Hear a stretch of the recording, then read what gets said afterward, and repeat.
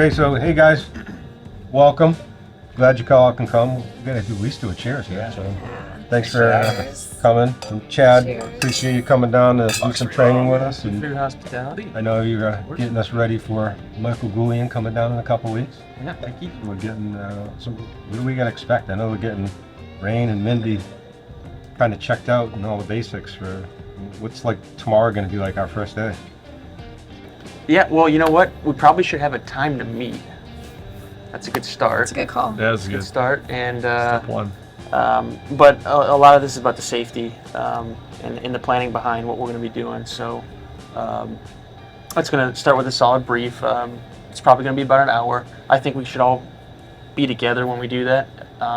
Q&A, probably a good start. What do we know about the airplane? And some of the basic procedures with just operating it. And then from there, I'll try to see individually what the experience is, and we'll go from there and formulate a plan of action for flying. Cool. I'm thinking we're going to get to flying tomorrow. It's Yeah, going to be good weather, so Great. it's kind of dependent on airspace. And while you guys are flying, I mean, so we'll be briefing, and then you guys will go up, and then we're going to be doing some other filming and stuff too. So while you guys are all up, that'll be fun. And then we're going to be talking about taking the doors off the Bonanza. Oh yeah. So we're actually going to try to get up. We're going to get up in the Bonanza, take the doors off, and do some air-to-air filming. Because one of the things we're going to do is we're filming a course for E3 Aviation on how to do air-to-air filming. Okay. And then we're also going to be doing some, and I think we talked, possibly having you come down, we're going to probably do some filming on formation flying. Yeah, Cool. that'd be 'Cause fantastic. I know that's like a big thing. I know, Mindy, you were talking about sometimes it's crazy. People just buy a Yeah. plane, all of a sudden they just want to come up and start. Yeah, Coming up on airplane you, too. sales, like the first thing when I sell a plane, they want to do is get air-to-air photos of it. And people go up without knowing what they're doing. So when you guys brought up doing a formation course, I'm like, that's exactly what we need. Yeah. Yeah, especially with social media, I see Yeah. so much formation, and I'm so supportive of people learning how to do it, but just Yeah. doing it right and doing it safe. Yeah. You know, having the background that I do in formation flying, it's like holy smokes. Yeah, invaluable information for sure. Yeah, Yeah. I look very forward to that too. I mean, I dabble in it, and but I mean, I've got a good aerobatic background, but aerobatic formation is a whole different level. Yeah. Just flying next to somebody, you know, you need a good brief, but I'm sure you've got the information when you're actually upside down or something together. That's impressive. Well, what's the, I mean, Thunderbirds, F16 Viper, I mean, you guys have done all kinds of formation flying, but what's the biggest difference from just formation flying to aerobatic formation? Like, what has to happen in your brain for that? I'll let you go first. Yeah, well, so Slick's done a lot closer in F16. I did a bunch in the T6.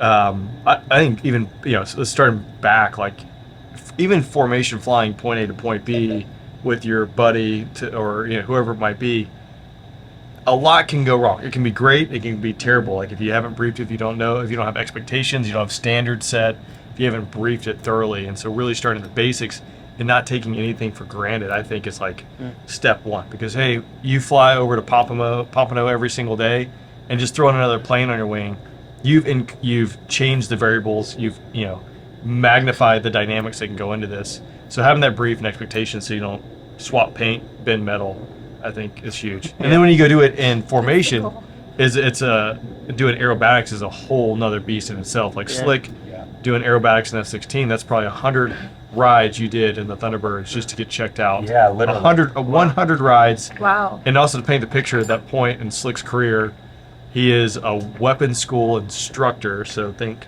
the Air Force version of Top Gun, but better. So he is instructing the future instructors of the Air Force. So Yeah, I mean, I think you hit the nail on the head with the biggest thing that, from a civil standpoint is, the why. Like, why do you fly formation? Because it's cool right. is not the answer, right? That's not why, aviators learn to fly formation. It was, it was an efficiency. Thank you so much. It's great. By the way, Chef Trish, everybody, Yes. Thank you. Yes. she'll tell us what the first course is here. This is a warm lobster and potato salad with homemade truffle mayonnaise. Beautiful.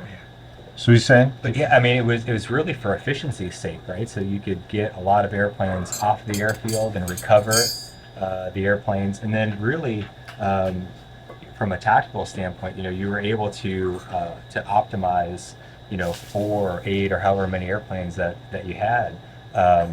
Yes, it looked very cool, but the real reason was just to be super efficient. Instead of having 4 people talking on the radio, you had 1. From an air traffic control perspective, and really launch recovery was the biggest thing. And then, if there's an emergency and you say, okay, I've lost all of my instruments, how am I going to get down through the weather? Well, now my radios don't work, and you said the word standards. So there was a set of common rules that we knew flying with each other that, certain things meant something. So if I see an airplane, rock their wings, when I'm trying to talk to them on the radio and they just keep rocking their wings, okay, well, they must be Nordo and need help and rejoin, and their standardized hand signals and that type of thing, and then so you can recover back to the base safely. So so I think the looking cool was a third order effect of why formation was invented. And so so I totally agree with you, and that's when Mindy told me the story. Yeah, as soon as I saw an airplane, someone's trying to set up, well, who's going to fly with formation with me? So we got pictures of me and my airplane flying over somewhere cool, which is totally awesome. So now we just really want to highlight that, especially with social media and people being excited about sharing what they're doing, which they should do. We're trying to bring that element of safety and that standardization into the mix versus like what I call trucker kind of like, hey bud, I'm turning left, and you're like, what, left? Did he say left, right? And we watch the comedy of errors happen, and that's unfortunately where somebody we hope doesn't happen, but we just don't want someone to get hurt. Well, and Slick Pike does this. I think admin phases of flight, for me, that's where you hear like the most mishaps occurring in the military. You go out there in these very dynamic, large-scale fights with 60 jets, but it's the guys on RTB that smack wings together because they weren't paying attention or someone did something non-standard. They said left and they thought they said right. It's like really simple, basic stuff. And I'm jumping all the way back to like my first formation flight in the T6 as a student. But I remember, like, I wasn't thinking, probably I thought, hey, this is like a little bit cool, but I was so stressed because I was wondering, like, when do I need to do an ops check to make sure that number 2 has enough gas? How do I need to turn to make sure I don't hose them? All these things, like, just trying to figure out.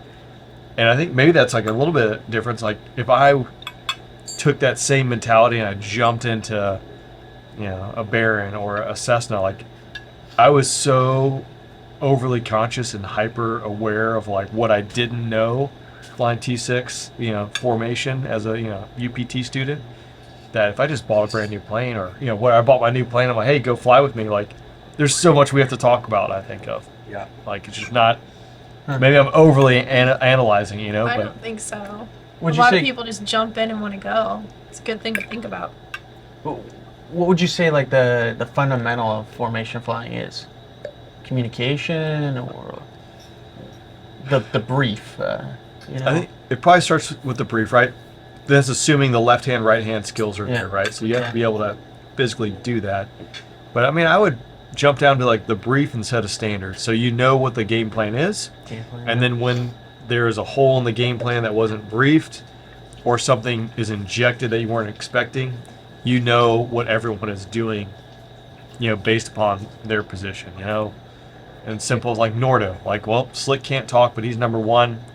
Guess who's talking on the radios now? Like, that's kind of super basic. Yeah, and there's a lot of, as we define it, as roles and responsibilities, right? Yeah. So if I'm the wingman, I need to be flying in a manner and in a location that my flight lead expects me to do. And then as the flight lead, the last thing I want to do, especially in a GA airplane, is sit there and fly, in a high-wing Cessna, trying to look around like, where's my wingman? Where are they going? Are they where I'm expecting them to be?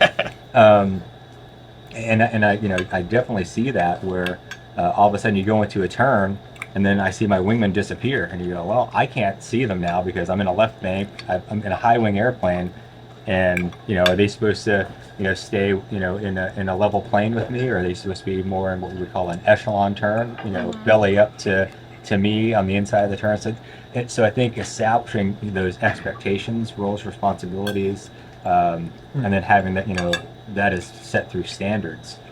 Just like something, hey, you take off first, and then I'm going to take off next. Which side do I rejoin to? Yeah, absolutely. Left or right because I decide that I want to? No, my flight lead needs to know left side standard unless there's an anomaly or something like that. You join up on the left side? Straight ahead rejoin, depending on your position in the formation there, or if it's a turning rejoin, it'd be inside of the turn. The inside of the turn. So when we go film though, we're gonna have the doors off the Bonanza on the right. Yeah. We can brief non-standard. And so then we would Okay. brief that, normally would be the left side, and maybe based on traffic conditions, for that day, depending on, the direction that the airfield's operating on, and the airspace is to the left, and so, the flight lead takes off and does a left-hand turn. I want my wingman to rejoin on the inside. Plus, it helps them out because, it's like running lanes on a track, right? So if you're trying to rejoin on the outside, you've got much more, unless you're in an airplane that has a lot more power, but assuming similar power plants, then you can use the angles, for cutoff to get to the inside to expedite the rejoin. Here's the piece too, like for doing the heritage flight, the big thing for us, dissimilar formation, was like the crux of that whole thing, right? Because you got a F16 and a P51 or a P47, but you're going there in a Cessna and a Bear, like the different handling characteristics, different airspeeds, low wing, high wing, how that thing performs, like all those things. Like there's so many variables that you need to talk about and understand about the other plane to manage those expectations. Otherwise, you really, I think, again, you could paint yourself into a corner so fast that, again, So what are you guys gonna teach the whole course tonight? And start talking about formation. It gets exciting. Yeah. Formation is a lot of fun. To me, it's weird not flying in a formation. Yes. Like it's weird being out there solo. Maybe not a 777, but if you're out there in a small plane, being solo, not having your wingman there to back you up if you have some kind of problem go on, etc., is weird. You just kind of I get think I'm ingrained. the opposite. I think I want everyone really far away from me. I don't want I'd anyone in my rather be out there cockpit. Yeah. I don't want anyone in my cockpit, but yeah. Well, Mindy, is this your first time you're gonna be flying an extra? I've flown passenger in an extra once and just had like a little bit of stick time, like up in cruise. So I really have no piloting experience on the extra. You excited about so it, I'll though? be brand new. I'm super excited. I haven't learned a new plane in a while, so it's always fun to get a new checkout, Yeah. something new. I remember my first day flying with Warren. Oh yeah. We had like 20 knot consistent wing with like 28 to 30 knot gusts, and I'm like, we're trying to get me to figure out how to land this plane with crosswinds at 20 knots. I'm like, and it wasn't exactly 20, it was somewhere in it. It was enough that I was like, A little okay, uncomfortable. this is like my first time. This is not how I want to be flying my first time. Yeah, you want to have Fine. consistency in it, and Yeah. And when to calm is kind of my speed. And not straight down the runway. Yeah. Day consistent bar. wind. Yeah. Yeah, That sounds terrible. That was a stressful first day. Yeah. Actually, I was a little like disappointed the first day. I was almost like, this wasn't the experience I wanted it to be. I wanted to be excited my first day, and yeah. But Your then I first flew- experience then really I is flew what's with Chad gonna, a what's week gonna later keep you and going after. got me back on track. That's so true. That really does play a lot. So how is the weather tomorrow? Are we hinting at something? There will be some wind, but I think it shouldn't be a factor. It shouldn't be Okay. a factor, and it's not like we can't find a runway that's suitable for the conditions. And It's I just don't think it's going to be gusty. It'll be sunny, maybe partly cloudy. So is tomorrow mainly Smart. like takeoffs and landings and getting used to like normal operations? I would say so. Yeah. Okay. Yeah. Basically, I want you to get comfortable from opening the canopy to hopping into the airplane, hmm knowing where everything is, so you're not searching. You're eliminating steps when you have to think about what do you have to do next. Yeah. So if you just fit this airplane to you, then there's a lot of this is just outside the airplane. We're gonna go into a different airspeed regimes. So you'll get the handling of slow speed, higher speeds, and then we can transition into the touch and goes and the options and all that. So Okay. that at least you have the fundamentals down with the characteristics of the flight controls with the different airspeed. That sounds Fun. good. Yeah. That'd be fun. So we'll have fun. What are we going to do while they're flying? Man, we're gonna. Aren't you guys going document- flying? We are going flying for sure. Yeah. So our goal is to safely get some really good footage of you guys. So kind of to Mindy's point, hey, I'm in a new airplane, I want some cool shots. But on the back side of this, we're going to be doing essentially a formation course, and I'm going to be explaining what I'm thinking about. Not only flying formation, but I've been really fortunate to also utilize formation. I really enjoy photography and taking videos. And so using the airplane as a platform to get a shooter in the right spot so they can capture what they're doing.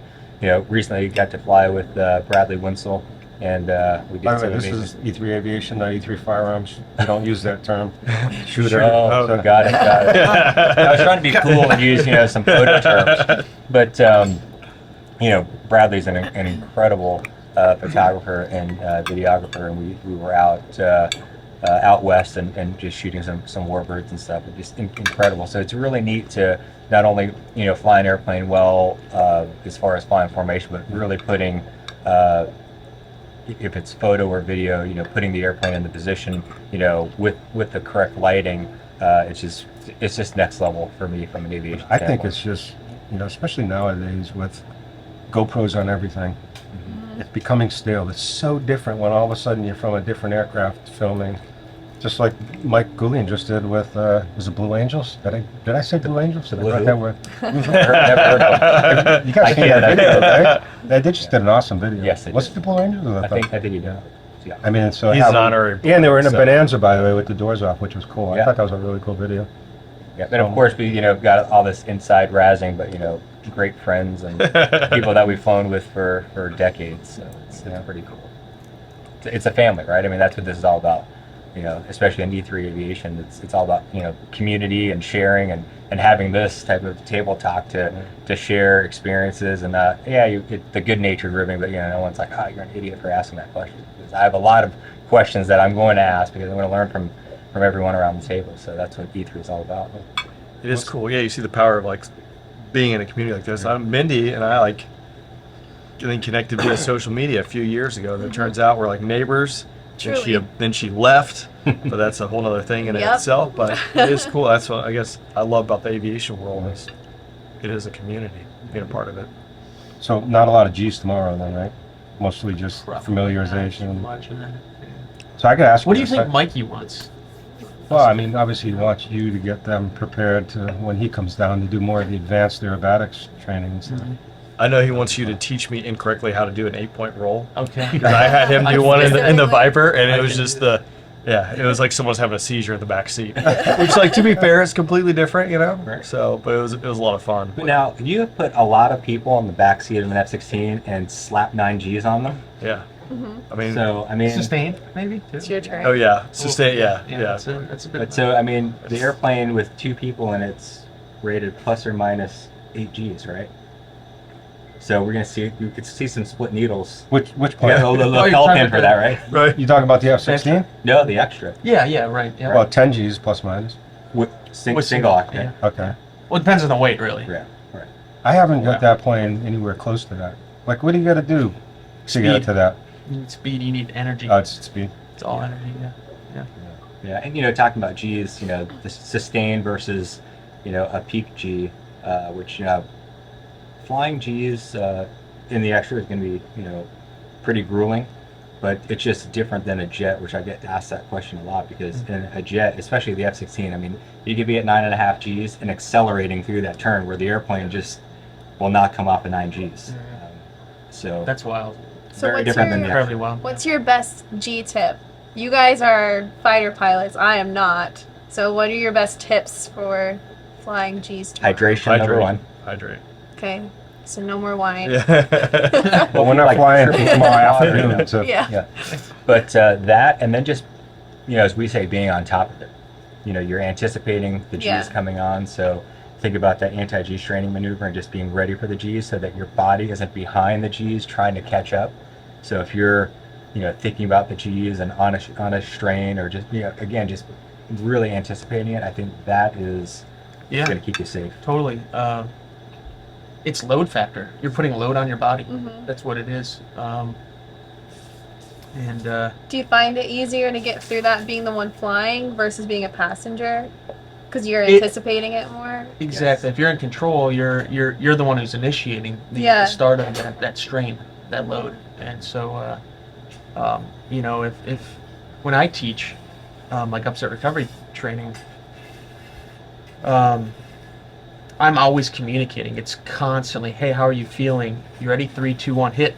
And prior to saying that, I'll be like, tense up, tense your muscles. This is on the ground, that's what I'll say. So it's I find it's communicating along all the with time. that that I'm trying to tell people what to expect, like the maneuver I'm going to do. Because I'll say to somebody, hey, we're going to get some G's or a G's in this turn or something. But I said, and I've been asking them to grade me, and I said, well, what if I said to you, we're going to go up, we're going to turn to the left, and when we turn to the left, we're going to start to do a spin down, and you're going to feel this, and then that's where we're going to come out. So like I'm trying to actually tell them more about what's the maneuver going to feel like and what to expect. I'm going to roll to the right, and then we're going to do this, or explaining a hammerhead or something like that. I mean, you guys have been doing this a lot more than me when it comes to, not needing to tell people that. But for me, I actually feel more comfortable that I know that they know what we're about to do. And things, Yeah. Because like it comes down to a little bit of fear, and if someone's never done something, Unknown. fear's the result of not having done something. Really, it's a lack of experience, and that's when your body kind of goes into maybe a fight or flight response. So if you can basically paint that picture for a student, then at least that's how I've done it. You were saying, Slick, about hydration, 1% versus. I think the number is like 3. If you're 3% dehydrated, then you lose 50% of your G tolerance. Yeah, that's significant. So just a little bit of dehydration, of course. High humidity, high heat is the recipe to make you sweat. And then Florida. Yeah. Florida in a You're gonna nutshell. experience It's tomorrow. exactly where So we what are. do you do? I mean, you drink a lot before? How long before? Or what do you guys do to get I ready? mean, I just am ready for the pain of a full bladder, because I'm drinking all morning and up to being in the airplane, and even having water in the airplane with me. Yeah. And just kind of sucking it up, because I assume you're going to be sweating. Your stress factor is going to pop up, and I think it definitely. That's amazing. Thank you so much. I would hydrate nonstop F16 demo, right? And it's a 15-minute performance, but so you're in the jet for 30 minutes, right? Like, who can't hold it for 30 minutes? Well, me, right? But I remember there's a show, and there's an awesome picture of me coming around. It's like 9.5 G's, just lots of vape, and there's a piddle pack in the back aft transparency, because as I went to go take off, they canceled it. There was a jumper that broke his leg, so I got delayed. Sitting I'm not gonna make it. I can't sit here that long. But that's how much you're just constantly hydrating. And so, Did you see a pill pack? a piddle pack, Like a little Camelback? No, like a bag full of crystals that you pee into. Oh. Yeah, so you did that before Something taking new to off. me. Put it in the map case, and somewhere during the demo, at slipped about out. 100 miles an hour, it came flying out and stuck in the aft transparency. So there's a really cool photo. Where everyone can see Yeah, you it. can see this piddle pack. You know what you're looking at. But That's great. I always kept it simple. I flew a lot of people in the back seat. For me, it'll be tomorrow, right? It's a strange environment that you have to get used to, so it's stressful. But I was legs and butt. If you tighten your legs and butt, that's gonna be a 90% solution, assuming you hydrated to get Flex you. everything. Yeah, just tense up, Yeah. but your legs and butt are the biggest muscles that you're gonna squeeze a lot of blood up into. So it usually work. Yeah. Doing Usually. it, yeah, usually, not all the time, but 80% all the time. Yeah. What do you guys do after, for recovery? More water. Yeah, More water. do it again. Where you eat a lot of cheeseburgers, Yeah. you just close down your arteries a lot. So, I'm kidding. It's strange though. You would think some of the tiniest people could not handle some of this stuff. They're the better cheese. Sometimes they're monsters, better. And in my experience, women handle Yeah. the stuff way better. Interesting. Yeah. Hands Fingers down, crossed. hands Is that down. like In a general. scientific? Yeah. In general. thing, or no? It's not like a study that's been proven, or is it your opinion? Well, I've measured it before. I guess I'd go back in the logbook and check all the, you know. Interesting. No, Do you it's, write notes on all your passengers in your logbook? you know, it's like a little, yeah, it's like a little book. Yeah? You know, I Do you do have a like, journal? there's some cool moments that I'm like, you know, that should I love have that. happened. And, Dear logbook. Yeah. That shouldn't have happened? Yeah. You mean like that engine failing on you, or? The engine failure? That- Yeah, I that think in I your put logbook, engine by the way? failure on that day. Little asterisk and I like. gotta Yeah. ask, like, what was going in your brain? Like, what altitude you got when you first lost it? So I was indicating 2,500, which is, in this case, it's above the ground because I always zero out the altimeter for ground floor. If anything, QFE. yeah. So yeah, 2,500 feet, but a lot of people don't understand, I had no energy at that state. You know, if I was at, 130 knots at 2,500 feet, I got a lot of energy. But I had no energy. I was going straight up. So when that happened, I was pushing over, which is negative load on the engine. Fuel comes up to the fuel tank. There just wasn't enough fuel for the flop tube. It's the tube that picks up the fuel line. It's a fuel line that picks up the fuel, but there wasn't enough in the tank, so it just ran dry for a second. So I'm at zero energy state, zero airspeed. Not stalled, technically. Not stalled. I'm just at a zero energy state. So we got to point the airplane toward the ground. And I knew exactly what had happened. I had to work through it relatively quick. But I think the scariest thing was that I was thinking, like, I'm going to have to figure out how to rebuild this airplane. And, like, what to The tell the confidence. insurance company. What the thoughts are I going through your swear, I mind. was like, I'm going to live through this. The plane's probably going to get ruined. And I'm like, how am I going to get this thing back home? You know, it's funny, I think the same thing. I don't know why that's the first thing we go to versus how about we survive first? Well, I mean, Yeah. survival was the first step, but after that, it was like, you know, let's try to bring this thing back home instead of Yeah. in a So what truck, happened? you So know? you got it restarted?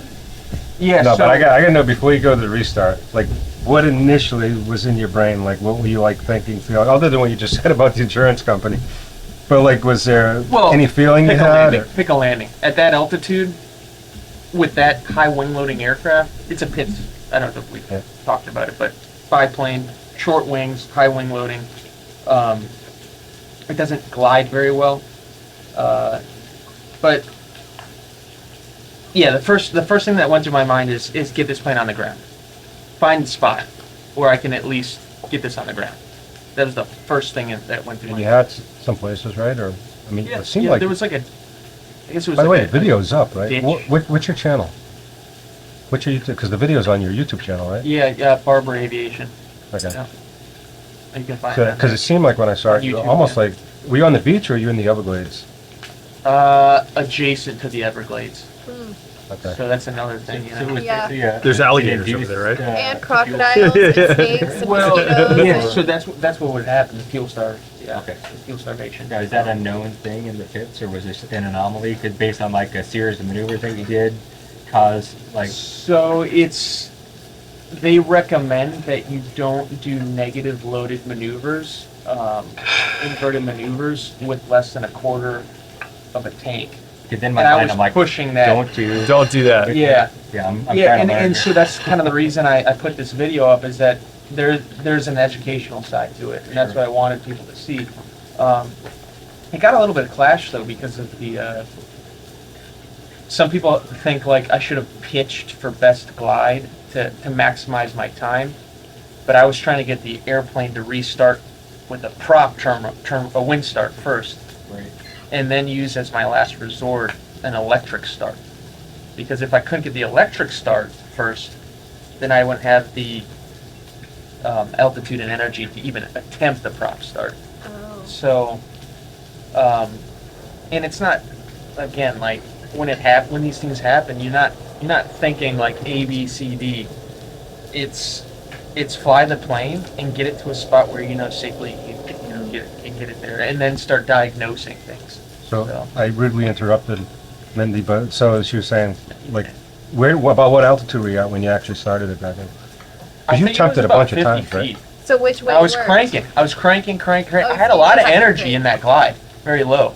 So like I had a lot of time. I probably would have went off to where I even thought I was going to land.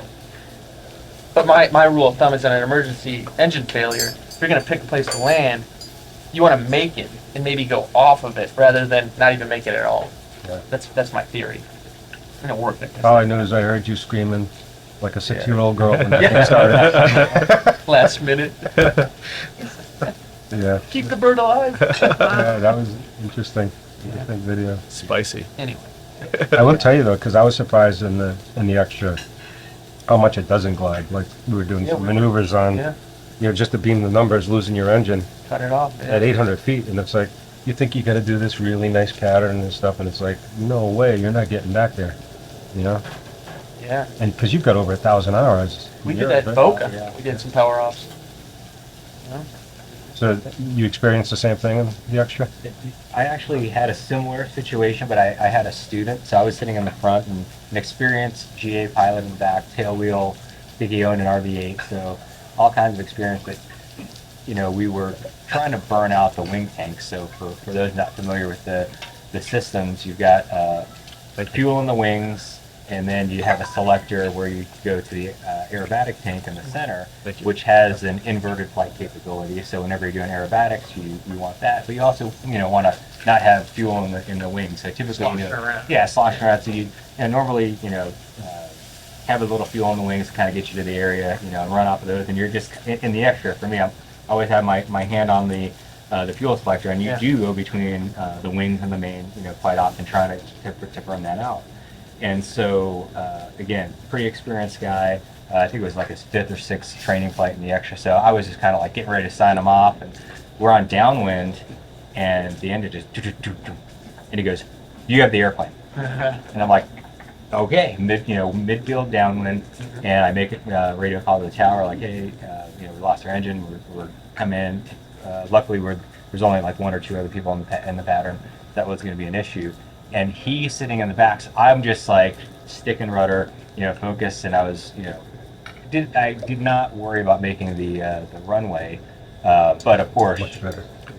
whenever you're worried about not having an engine running, and then all of a sudden he goes, because he had control of the fuel, and It clicked all of a sudden. it clicked all of a sudden, so he flips over to the acro tank, which is pretty full of fuel, and just hit the key, and we're about 250 feet, You messed up your perfect landing. I don't want. Yeah, I was gonna be a Then hero. He's like, all right, hey, everything's good. This is what happened. I was flip-flopping back and forth, and I left it in the wing tank by accident. So we're good. I was like, we're landing now. Yeah. This next one's We're gonna be not a full good. stop. The day is The done. airplane, yeah, we're not good. Wow. Yeah, that's scary stuff. Yeah, fuel management and the extra is like always on my top of mind because I'm so used to having so much fuel in the Conquest 2 and even the Bonanza and stuff, like for 6 hours in the thing, but you only got 12 gallons in there, and then you can't have a lot of fuel in the wings, obviously. So the fuel management's always like, Yeah, Think you almost about have to keep your hand there.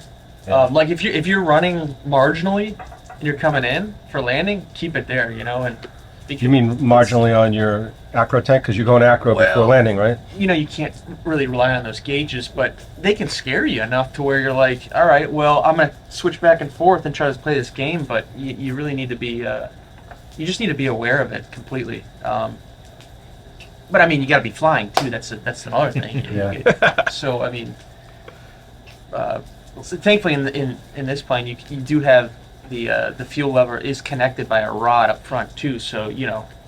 if somebody forgets it in the back, you can still switch it, but you can't necessarily restart the engine in the front, with an electric. Right. So Now, see, it was hard when I first got our plane. It's hard to see the fuel controller. Yeah. Or the fuel selector in the back. I Right. mean, it's easier in the front. Is this the same in your plane? No, we did the mod where we moved the Oh, you moved the holder. manual. Yeah. Yeah. So there's a checklist holder, kind of Right. in like a It's like a Three-ring mini binder. trapper keeper. Yeah. You know, that's like bolted to the side of the airplane, so we moved it to the Trapper keeper. I didn't know you were that old. So I'm old. Oh. I haven't heard that term in Ages years. really well. That's funny. Are you always thinking, so like, I think F-16, like I was always thinking about, hey, my motor's going to quit. Where am I going to go? My motor's going to quit. Where am I going to go? You still have that same kind of mentality flying the extra? You a little more calm with it? So, and the one thing that we shared, you know, get into this whole, you know, two engine, single engine debate and all that stuff, and you know, the one thing that we always had was a really reliable ejection seat, right? So, Yeah. combatter training, we had this out, and I think, and I admit that I think in the extra, because it's, you know, required to wear a parachute, and you got this beautiful bubble canopy that, you know, is designed to come off pretty easily. You know, not that I ever want to do it, but you know, When you least expect it. right.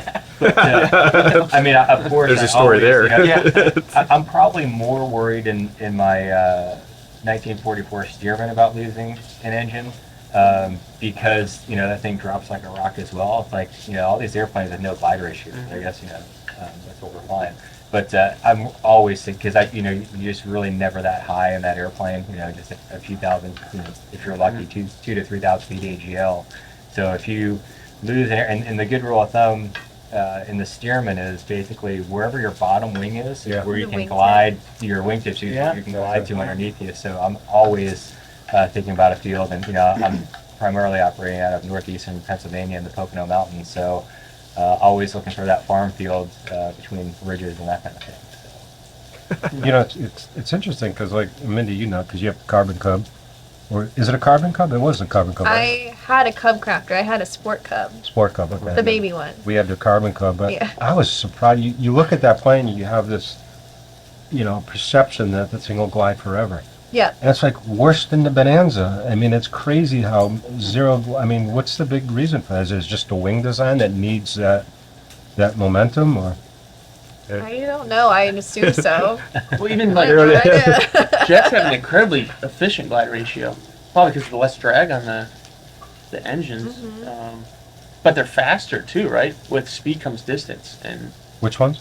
distance. You know, so if you're slow, well, it's a ratio, so it's proportional. Yeah. I guess it really didn't. Maybe that's not. Well, see, Less terminal. I'm more comfortable in the carbon cub when I'm thinking, where am I going to land engine up? Because I can land Well, you can Space put it on a short tiny in a spot. front yard of somebody's house. Did you have bush wheels on yours too? I had the big 31s. Oh, so you could put Yeah. that anywhere. Oh, yeah. Yeah. It's not a sec. You can put it in Walmart parking lot. Like, Yeah, we go land at shooting ranges up in mid-Florida there, just literally right in their front yard, and Yeah. go back and shoot. Well, I used to tow banners to build some time, and one of the colonels that would teach us, he's like, "There's nothing like a par 5 in Florida to land on." You know?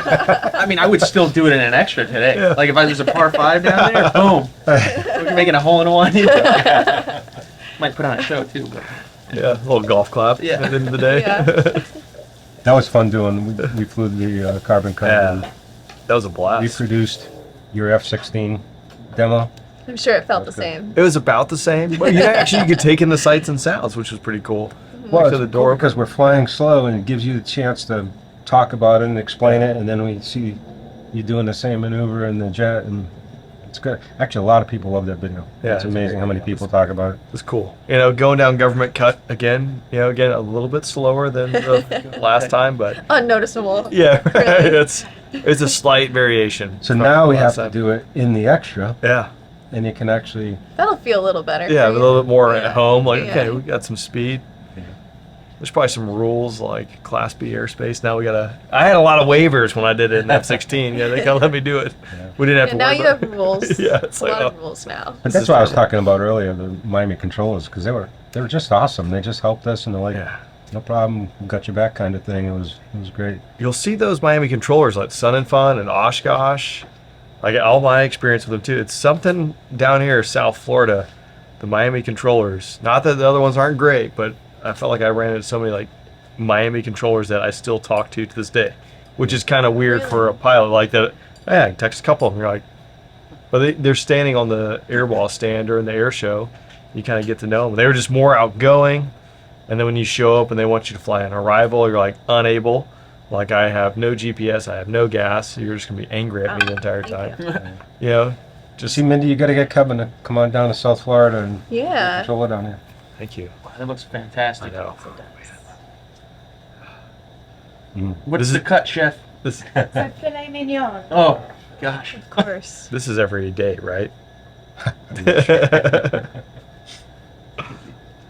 I had pretzel chips last night for dinner, so there you go. It's balance. Right. This work- is what you work eat too before much. aerobatics right here. There you Yeah. go. Yeah. You want to know the key to success? You guys will be sluggish tomorrow. Uh-huh. Okay, so this is a ratatouille provençal with a seared filet mignon. Thanks. Thank you. Phenomenal. Man. All right. I think I can go fly upside down tomorrow now. Oh boy, that's good. Were we talking about Airglades as a possible formation spot that's kind of out of the I flew over there today. woods a little Is bit? that right on the edge of the lake? Mm-hmm. Yeah. I guess there's a daily They have parachute. parachuting, Yeah. but I guess if you communicate with them, it shouldn't be a problem. If we decided to go that route. What is the Bonanza plan? What's the, you guys thought about it so far? I don't know. When Chad, You're after doing I'm more done of the with- aerobatics on Wednesday, right? To do the air-to-air filming. I think that's fair. Yeah. Mm-hmm. So we'll focus on normal operating, maybe some emergency operating procedures and pattern work. Unless anybody else wants to. I mean, you guys could be like boom, boom, boom, natural. I mean, you're already flying it. Well, our You could- you experiences could- are way different. So This could our take an training- hour. You could take a couple Our hours. training might look a lot different from each other. Mindy will be greasing the wall, no issue. And you'll be doing rolls and loops, no issue. We'll be on Landing, final you're like, upside what- down and yeah. then last minute. Yeah. Like, what are you doing? That's the easy You don't know stuff. how to It's land the the plane. landing that's the problem. That's the landing. I'm like, that's where What the is money. your tailwheel experience of like light GA stuff? I learned in a Cessna 152 with the Texas tailwheel conversion, Nice. Oh. and then I went to go fly tricyclic airplanes for the remainder of my career. You know, Okay. at this point. So, Brian and I flew in the Carbon Cub, like back in October, and that's my most And recent. how was that? Did it come back to you quickly? Yeah, we got some rust we can knock off there for sure. But yeah, for me, I think it goes back to like, yeah, tomorrow go out there and do it safely. Flying aerobatics, while it is obviously different in the extra, and I'll have tons of stuff to learn. For me, the biggest thing is just like being comfortable, like getting the plane, taking off, right, Yeah. and then obviously landing it, and then the next piece too, like emergency procedures, like motor quits, be able to safely recover this thing. Because I think I can go out there. I probably could go out there tomorrow, I'm guessing, and do a loop. If you told me what the entry parameters are, Airbags is forgiving in that yeah, plane. and it'll It be really like, is. yeah, that's about right. I'm not going to win the hearts and minds and win an award, but like that was a loop, you know. But landing it, we'll see. You know? We're freaking Mindy out right Yeah, I'll make Chad work tomorrow. Oh yeah. Yeah, I need a booster seat. now. I got one for you. It's in there. Just No, that was very comfortable last time. Mm-hmm. No, I'll be fine. because tons of tailwheel time. Yeah, it's also kind of been a minute for me too. I mean, more recent than your experience, but I had that Cub Crafter Right. for a little over a year and flew that all the time. And then after I sold it, I bought a 182. And I've flown tailwheel like here and there since then, which has been a little over a year, but not a ton. You guys got to remember this airplane. Things happen quicker, but you can't let that get to you. Maybe some advice right now is slow down. Yeah. That's it. Go slow to go fast. Mentally, just slow down. Don't feel the rush of the plane get to you. You know, I'll have no like- problem being slow. Say no more. Yeah, I don't even. Go faster. What are you doing? Yeah. You say that till you pull the power back and it doesn't slow down. Yeah, you're like, It just keeps Yeah. going. Yeah. Yeah, definitely a more fly it to the runway scenario than Yeah, yeah. I mean, we're not going for short field stuff. You know, that's not what you're here for. I don't. We have time. You know, we're not going to pick the shortest runway. 8,000 is kind of my man. Yeah. So. Isn't there that huge runway out in the Everglades that they built? Mm-hmm. Everglades. Wait. The training center down by, That it's west of massive Miami. one. Yeah. It's like 10,000 feet or something. Yeah. What's it for? Yeah, what's that one training. called? Just like Yeah. anyone and everyone? Well, originally they built it for airline training and stuff, and then Yeah. in military training, and you can still fly in there. They want you to go in and check in if you do. But you go in, check in, give them $5 or whatever it is, and then you can do whatever you want. But it's a big runway. Honestly, I forgot the name of that. I know exactly what you're talking about too. It's like Homestead Training something. Homestead Auxiliary Air Force Base or something. Okay. No, Yeah. they have an auxiliary, don't they? I thought they I did. mean, a lot of like Air Force pilot training bases and Navy pilot training bases have an auxiliary field for that very reason, to be able to send a lot of the basic stuff or the contact Right. phase, like, hey, you're going to learn how to take off land to decongest the pattern. But Homestead, it'd be interesting to like go back through its history. You know, they had Vipers, they still have Vipers, reservists, but it was active until Hurricane Andrew, right? Is that the That's probably, yeah. early 90s? And then after Andrew became a reserve base. But it would not surprise me that back in the day they built an auxiliary field. Sure. Nowadays you wouldn't have that with budget constraints, etc. This meat is perfect. Yeah. This is awesome.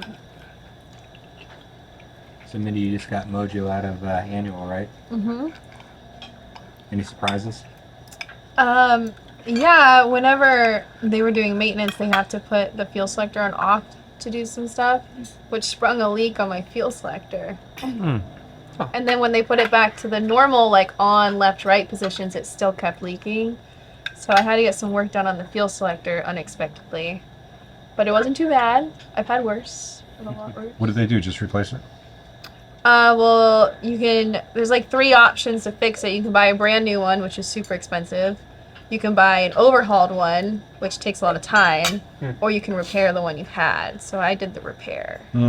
It seems to be going well. So fingers Just keep crossed. using it though. I think like it's even like the fuel strainers. There's little O-rings get brittle in there. The T.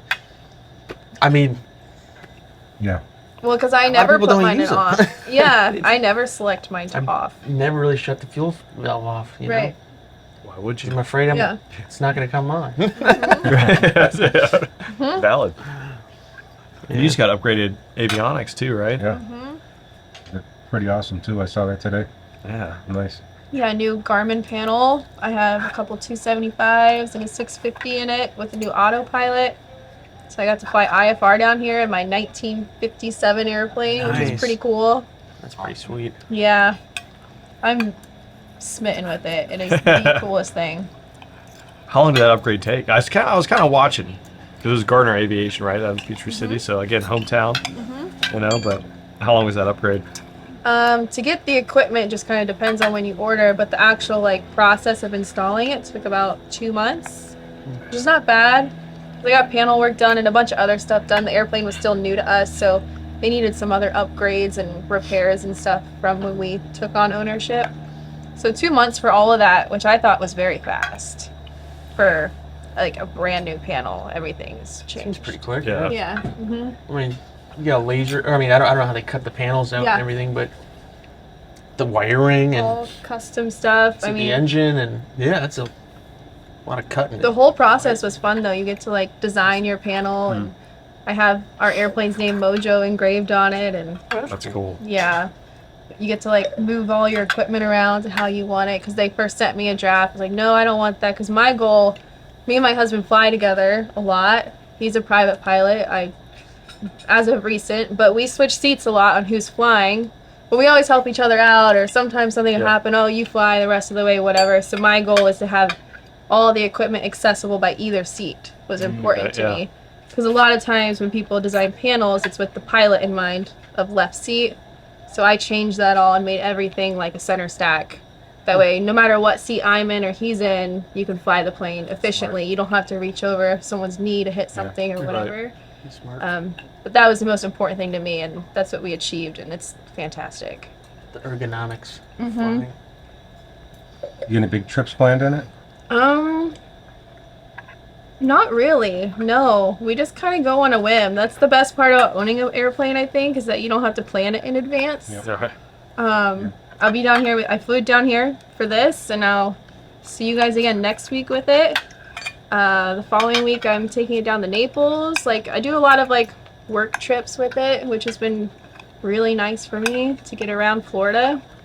But no big trips. We'll see. I don't know. Oshkosh this summer? I don't know. I don't know if I'm gonna bring it or not. Did you fly it out there last year? Mm-mm.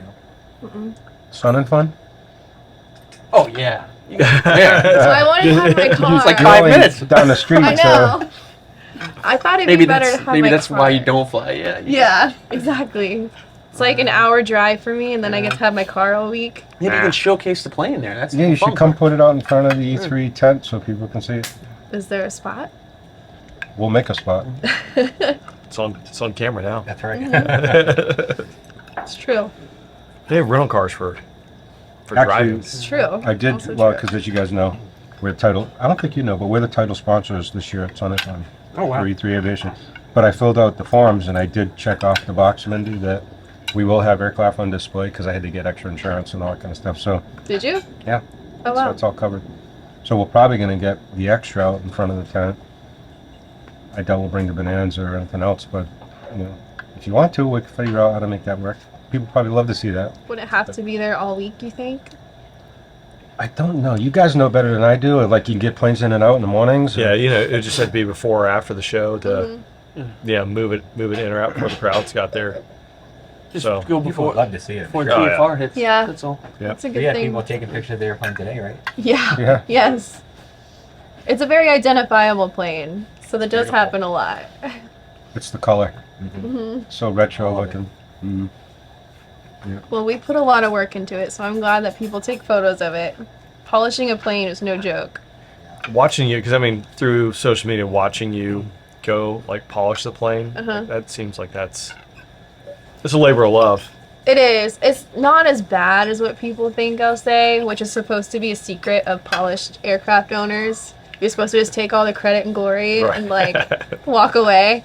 But it's not as bad. Like you do like one big push a year plus touch-ups. Yeah. So it's not terrible. Like, and I like working on the plane. I like to tinker with it. I like to be at the hangar. I like to clean it Yeah. and stuff. When I had the Cub Crafter, it was a 2007 model. There was nothing. There was no tinkering. It was always like I know it. super clean. Yeah. There was nothing to do with it. So now we have this old plane, and like slowly restoring it has been so much fun. Like I much prefer it. So what are you going to do next to it? I really need shoulder harnesses, so I want to buy some at Sun and Fun. I don't have any shoulder harnesses in the front seat. That'll be the next thing. Just put in some Rosen sun visors. And then I think we're good for a while. Probably need to stop paying for all this stuff. It's just money. It's just money. I need some E3 deals. There you go. It's nice to be an aircraft owner though, because you know you get to you get to tinker with the plane. Mm-hmm. I take pride in that too. The same thing. Like after every single flight, everything's getting wiped down. I don't care what it is, because it gives you like that much more detail and to inspect. Like, Yeah. You know. Yeah, and you get I to don't know need a your mechanic. I am a mechanic. you get to know your plane so well through Yeah, I know. cleaning it. I can do this. You know, it's funny. We just had a conversation yesterday because Shelter called us and I'm like, hey, we've got a big box hangar, like it's big 50 by 50 or whatever it is. It's pretty big. We could put like 3 small aircraft in it. And I like turned it down because I'm like, no, this is like where I come and do my phone calls, my conference calls, and I'm waiting the plane. And, you know, I didn't want to go back on the other side of the field. Big It's your hangar. airport lounge. Yeah, it's, you lose that feeling, you know. All our friends are there, community. I love the organization of having like, you know, shelves with Yeah. all the oil stacked in a row. Mhm. You know, all the corrosion material, you know, corrosion resistant stuff you spray on every month, and the Yeah. That's me. 210 Yeah. plexiglass, everything. It's just Well, what It's about so easy. ceramic Every- coating? Have you thought about that? I just did a ceramic coating job, and I'm like So floored at how cool that is. there's not a good one to my knowledge available for like the polished mirror finish. Okay. It doesn't hold that over well. So I have mine ceramic coated on my paint stripes, but not on the bare aluminum. And how you like it? Can you It's- see the difference? Yeah, oh yeah. We did like a paint restoration on it with someone who's really, really good at it. And he brought it all back to life and then ceramic coated it. And now it's really, really nice. Like the bugs just wipe right off without even any cleaner. Yeah. I That's love it. that's a sales point right there. Yeah. Especially here in Florida. Yeah, yes. Oh my god. Especially with the smoke oil too, because now I'm finding with the smoke oil, they warned me too. Like, you put this in, I'm just letting you know. It's gonna be a mess all Did you the time. do with the extra? Yeah, it's in it now, so you guys will fly with it. What's like the time frame on that? Like 5 years? Like I've heard some of that stuff is. smoke oil? About 5 minutes. No. The The ceramic coating? yeah. It Like depends on the one. What's they the have holdover them window on different that? levels now. Yeah, You can get like a 7-year. that's amazing. I haven't Oh, that's had one incredible. that's that long to know if it really lasted or not. But it's the prep, right? Like cleaning Yeah. the plane before Yes. is what really Yeah. bonds the. Gotta prep it, yeah. Yeah. I think I'm gonna do that. It's a process. You should I'm looking go. forward to you guys using the smoke though tomorrow. See how you guys like it. Yeah. A little going around Never the had smoke. Yeah, no. Right. Yeah, that's a whole new world. I actually like it because I can Always had a gun. do a maneuver Yeah, and then I can peel out of it and go measure myself. Yeah. Like, how is my loop? Look at my loop's like an oval.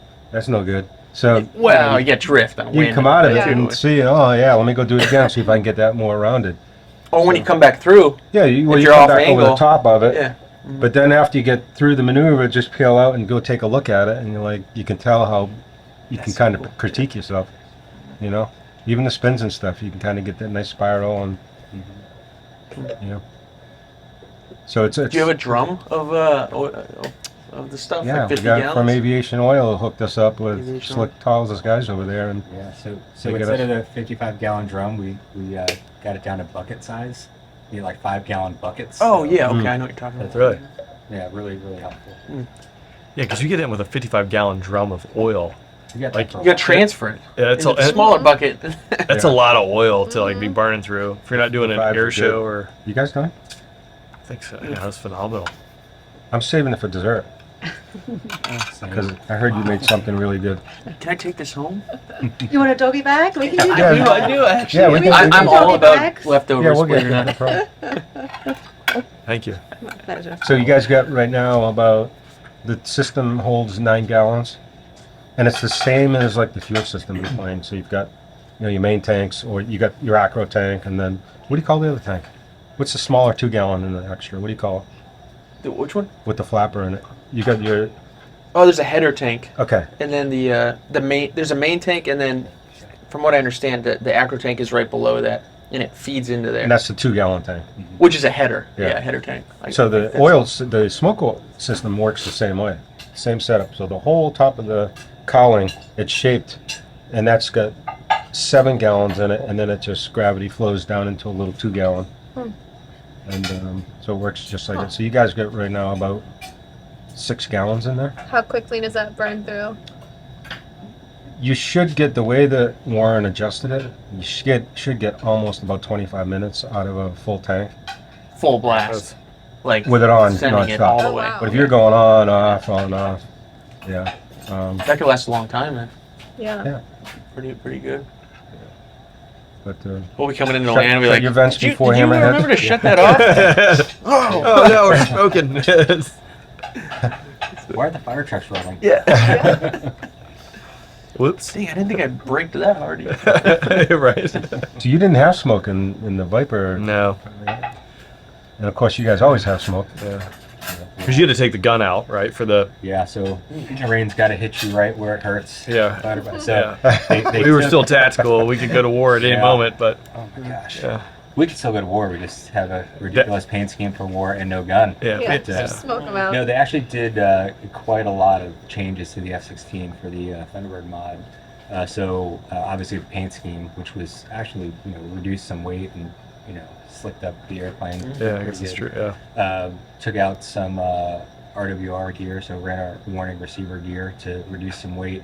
And then the worst part was but castrate the F-16 by taking out the gun because they had no place for the oil system. So basically, where the gun was is where they put the oil system, and then ran a line all the way back to the nozzle, and it just same concept, just spraying a little bit of that paraffin smoke oil into the jet stream, and it just lighted up.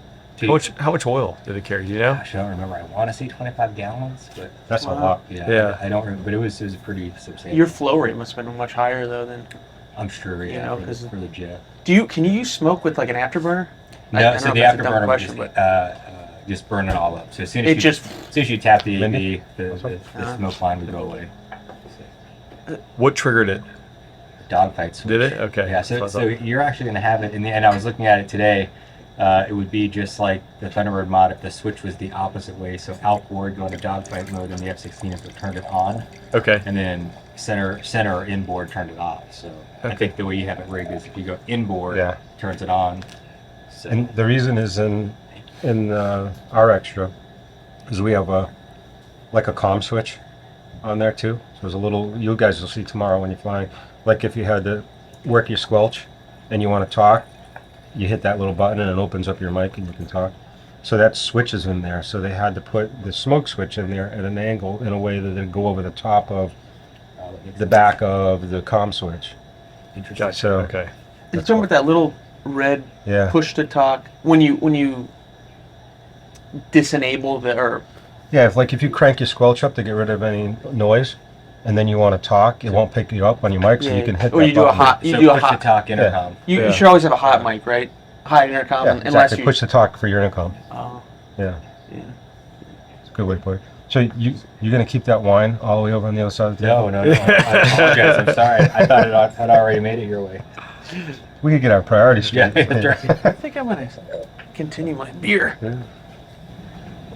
So you were telling me, Slick, the difference in like the Blue Angels and the Hornet versus the F-16 when you guys are trying to because what do they put, like bungee cords on their stick, or what do they put on there to give it that pressure? Yeah, so the concept is to fly smooth formation and not have this, this threat of being in a pilot-induced oscillation. You fly with nose heavy or nose down control. So, and I did get a chance to fly. We did an exchange with the Blue Angels. So, really great guys, and their stick is in the center.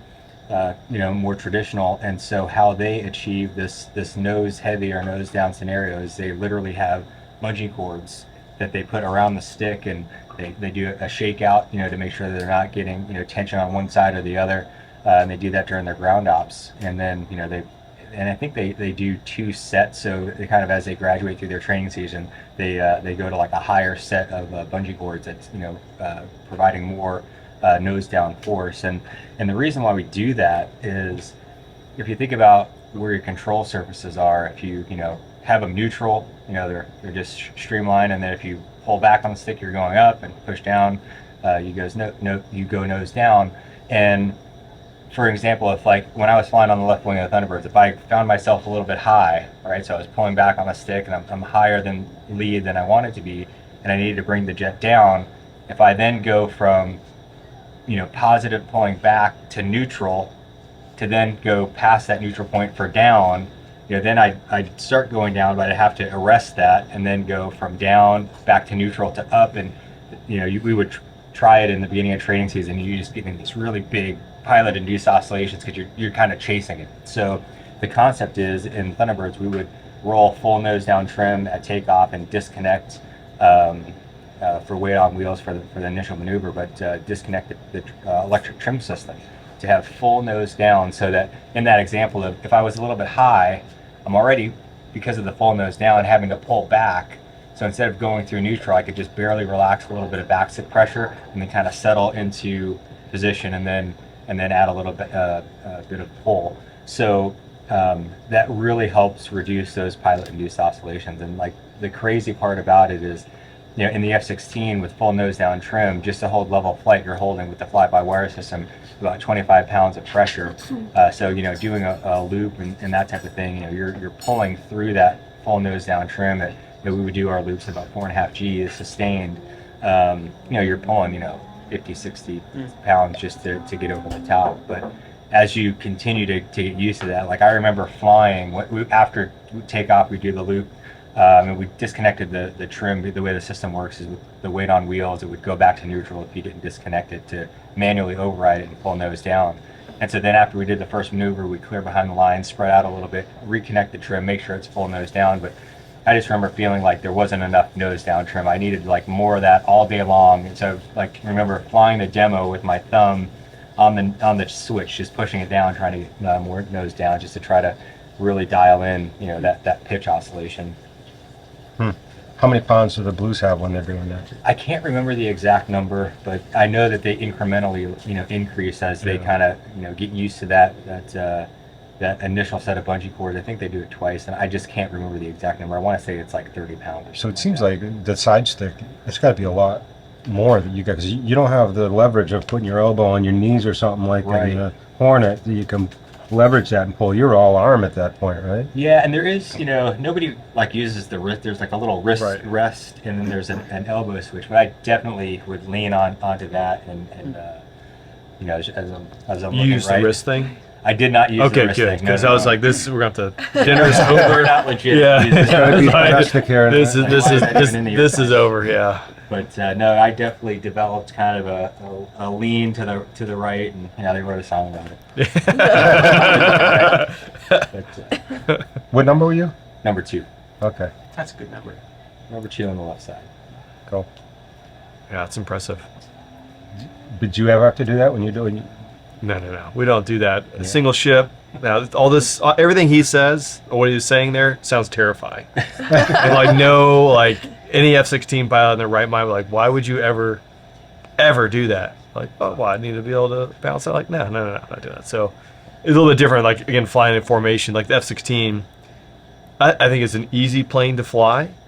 But again, when you turn and point and you let go of the stick, if the jet is not bent from years of service, like that's where it's going to go until it runs out of energy. But when you're flying in formation, not having that positive feel, like you're flying in a T6 in the training world, or a T38 or an F18, where the stick is not neutral and you're always having to have that positive force, the F16 is very weird because the stick's just sitting there. So you need to have something where you're pulling against it. And it's always trying to seek 1G. So Yep. the crazy thing, like on a normal day takeoff, you'd rotate, put the gear up, and point the flight path marker 25 degrees nose high, and just let go of the stick, and it'll just stay. That's where it's going to go. Wow. And then when you want to level off, you just put it on the horizon and let go. You don't. Oh, I see. You're not like having to trim and ease everything off. It's just very, very different.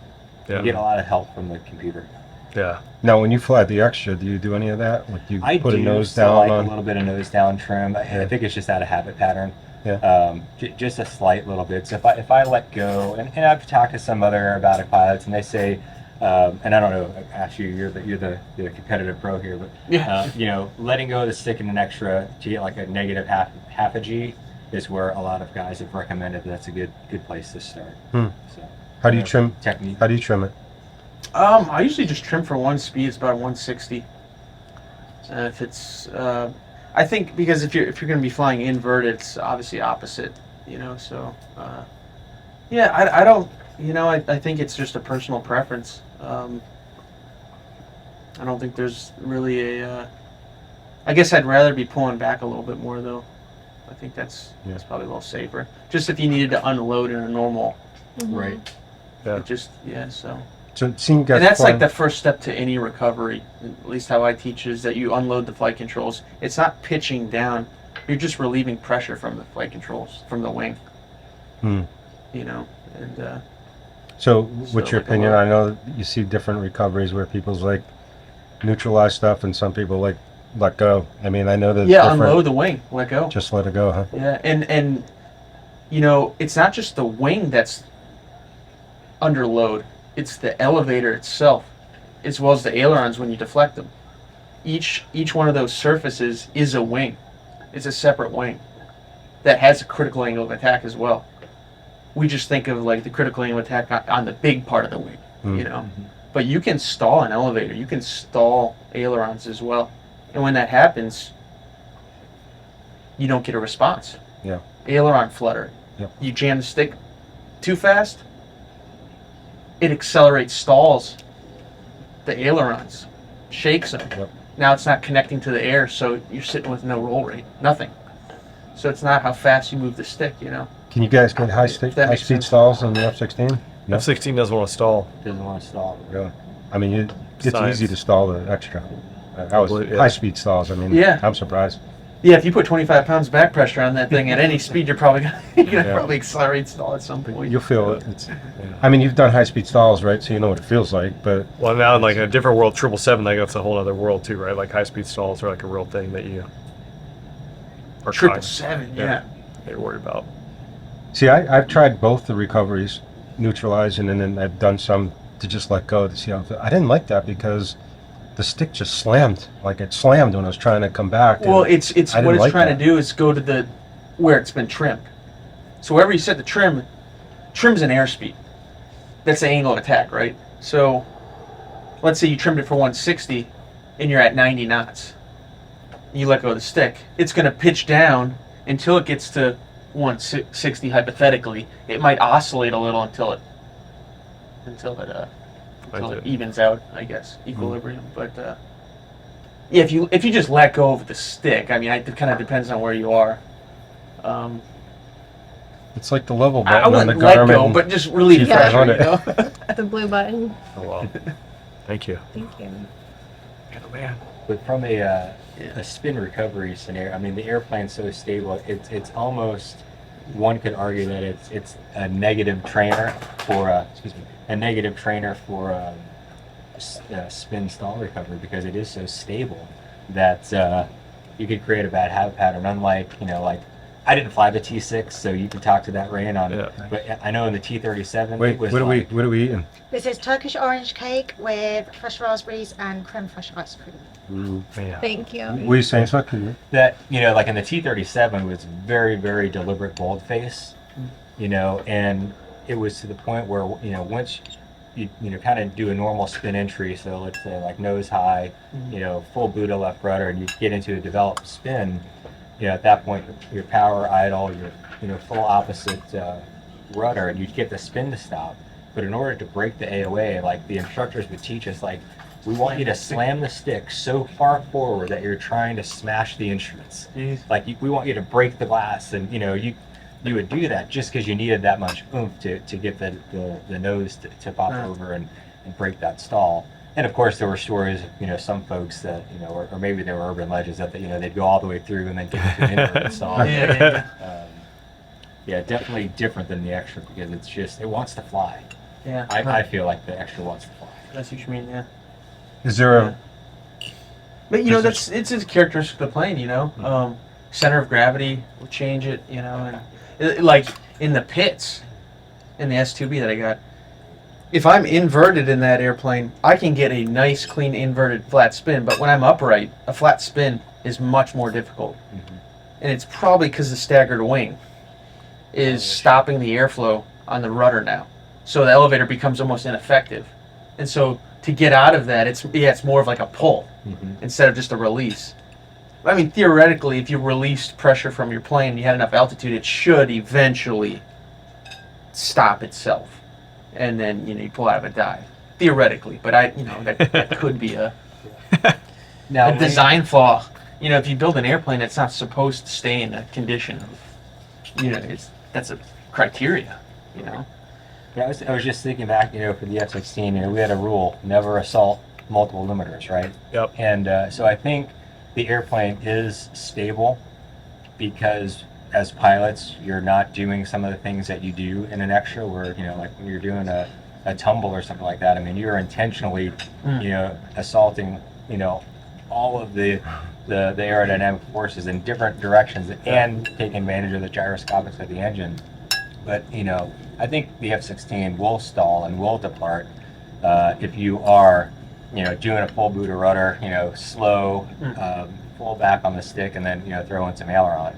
And I think we mitigate a lot of those departures because you just don't let the airplane get that out of whack. Because it is inherently unstable, right? Right. To make it maneuverable. And was it a D model centerline tank, aft CG, that's probably like the most susceptible to like enter a stall. And I never did a high angle attack course, so there's actually put people through high angle attack courses where they go out and they spin the F-16 and do some of those weird things, which sounds terrible. But again, most 99.9% of What do you mean? It sounds like fun to me. yeah, I don't know about an F-16. Be spicy, but it's, I mean, not as necessarily straight and level, but you know, the plane's out there to go. Yeah, Kill just kill- picturing like I'm just picturing that wing in a spin. Yeah. It just doesn't make sense. It's It would be weird, much as yeah. but it does. Yeah, I mean, like you train to it in the simulator, and Yeah. yeah. Yeah, I want to hear though, because you mentioned something about accelerated stalls in the 777. So is that something you train to in the sim? So I don't know if this is all FAA mandated training. I assume there is. Probably upset recovery training has been a big thing for the people that I work for, because you do hear about that. So every 18 months, you'll do upset recovery training and go through that. So like not necessarily the entire sim, but probably 45 minutes of your recurrent simulator is going to be going out there and doing stalls and falls.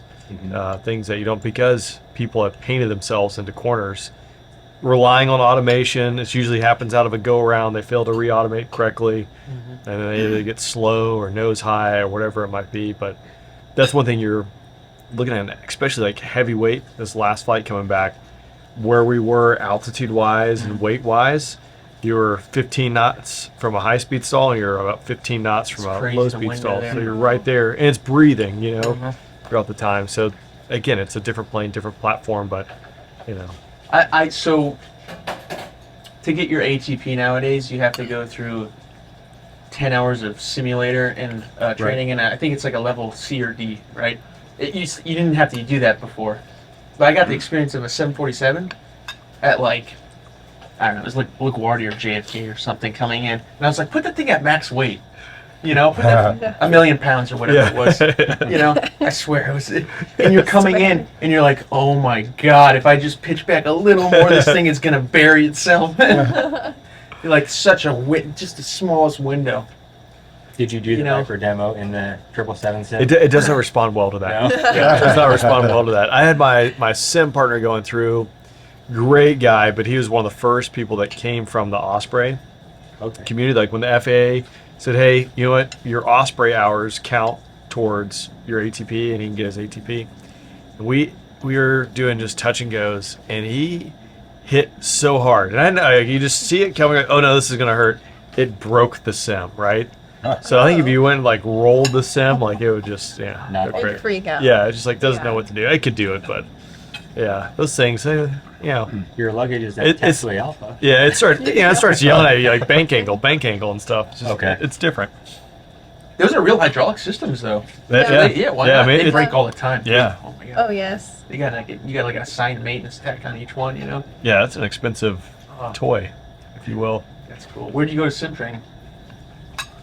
Or, So with my in Memphis, so I fly for FedEx. But okay, so that's a. Oh, they do. so they do all your. I think CAE has the contract to like maintain or provide the simulators, and then it's contracted out for who does it. But it's a 24/7 operation like most airlines. But it's impressive to see just the number of people they put through and Absolutely. what they put you through. Yeah. Mindy, when did you get your single pilot on citation? I did that about 2 years ago at Flight Safety. Okay. Mhm. Because I thought they were going to stop that, but I guess they're still doing single Single pilot pilot? waivers. I didn't hear that. Well, it was in the 525 you got it? Mhm. Yeah. Mhm. How was it?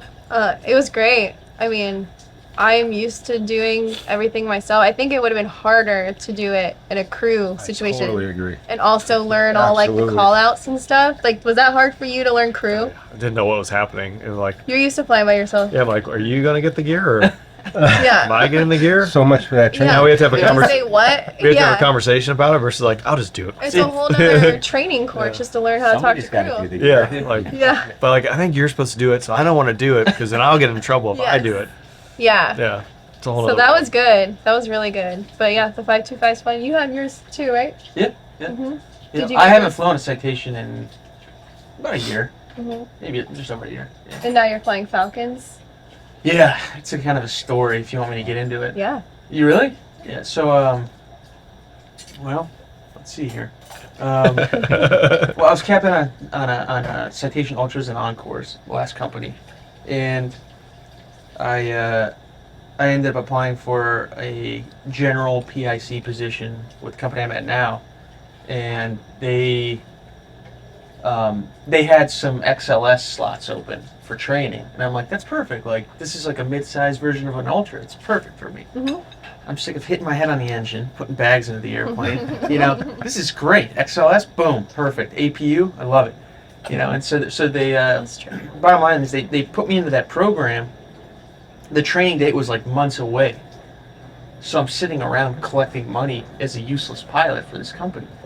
Sounds great. And I'm like, look, you guys, I want to fly. If I know you have a couple of Falcon 2000s. If anything comes up with that crew, sign me up immediately. So like, hey, we got this Falcon 2000. Would you want to do that, or do you want to stay in the XLS? I'm like, Falcon, please. Yeah. I'm gonna have to say no to that. So that's how that kind of happened.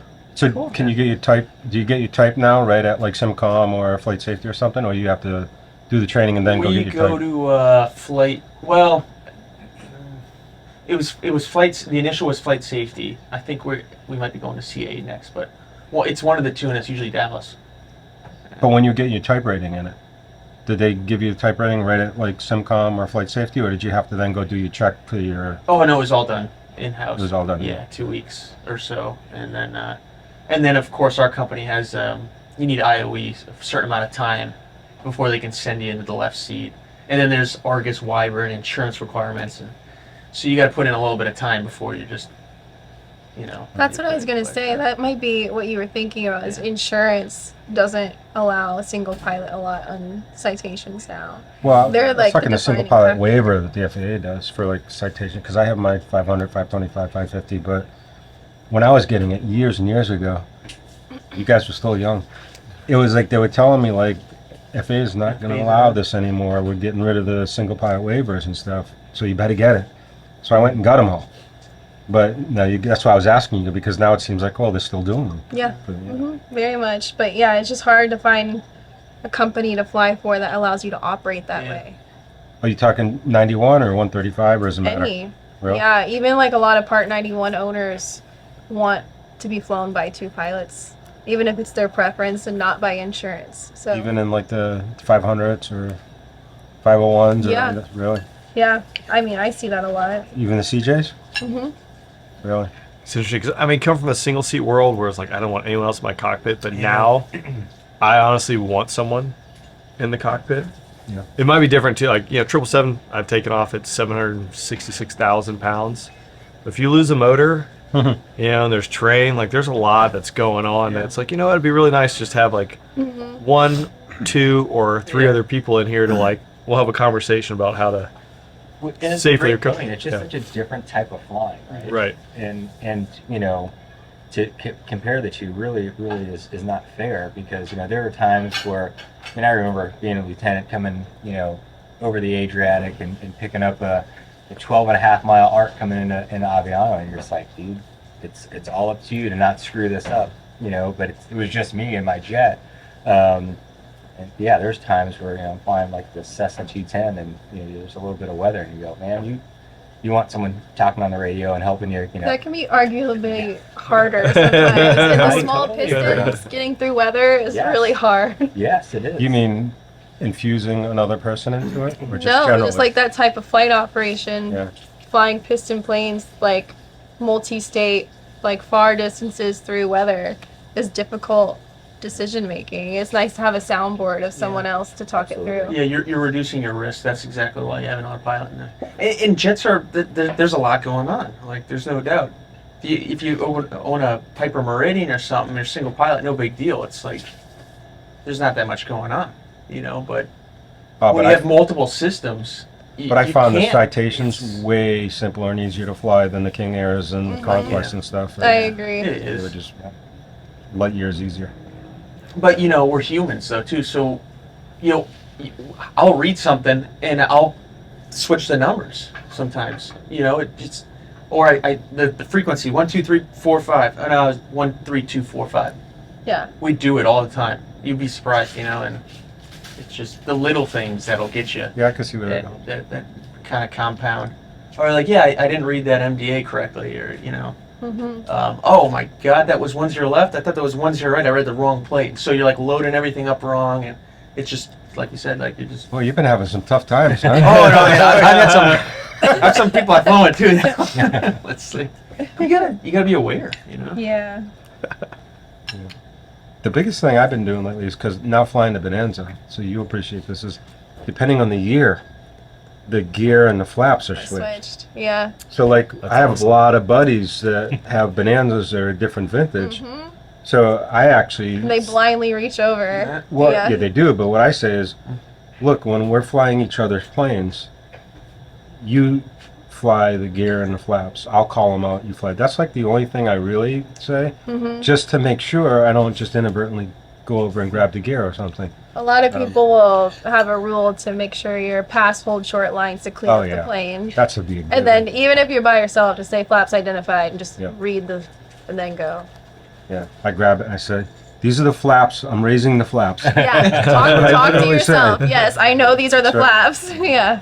Especially in that plane. I don't know why they switched it up on people like that. That's cruel. Classic. Yeah. Somebody got promoted, but Right. you did what? Yeah, that's Oh, I brilliant. swapped these things out. Good job. Brilliant. Good job. That's You know, it's funny promotion. because we just did a podcast for E3 Aviation with one of the insurance companies, Mhm. and I was pulling out of them. I'm like, I want some stats. Like one thing I hear a lot is like the Bonanzas and gear up landings all the time. And he chuckled and he says, "Well, it wasn't a gear up landing. It was a pilot that actually pulled the gear up when he shouldn't have." The stat on that was that was the biggest issue. It wasn't that the aircraft was having gear up landings. I mean, obviously there are probably some, but the point was it was more obviously the pilot that Yeah. was the problem. I mean, what's And the that's stats why on now that, in the transition on those planes, it's like you just said it. Get off the runway, stop, eyes Yes. on, Because once you get in the flow of things, when you're rolling down the runway, you want to clean up and you're so Yeah. fast and efficient. But yeah, if you're switching up Bonanza years and flying someone else's plane, yeah, the rule is usually to get off, wait, and then pull them up. Yeah. Too many variables. Yeah. Start Yeah. flying That's 5 fine, planes right? all at the same time. Yeah, Because that's it was a too challenge. Yeah. much. So I have to ask you guys, because you talk about flying fly-by-wire, like almost like point and it goes. But like when you're trying to do maneuvers where you're doing like knife edges and stuff like that, I mean, do you still have to like get rudder in and all that kind of stuff, or is it pretty simple in that plane? Did you do knife edges, or was that was 5 and 6, right? Yeah. So Commercial stuff. I did it, and I think the Thunderbirds, they had to do a flight control modification at some point, from what I hear. So to do a knife edge pass, you actually, for the Viper demo, you over rotate because you're trying to give an illusion with the tail cutting through the crowd. So if you over rotate to about 95 degrees of bank, and then it's a full boot of top rudder, which it still can't hold. So the Thunderbirds had to go and actually, I think, have a flight control modification.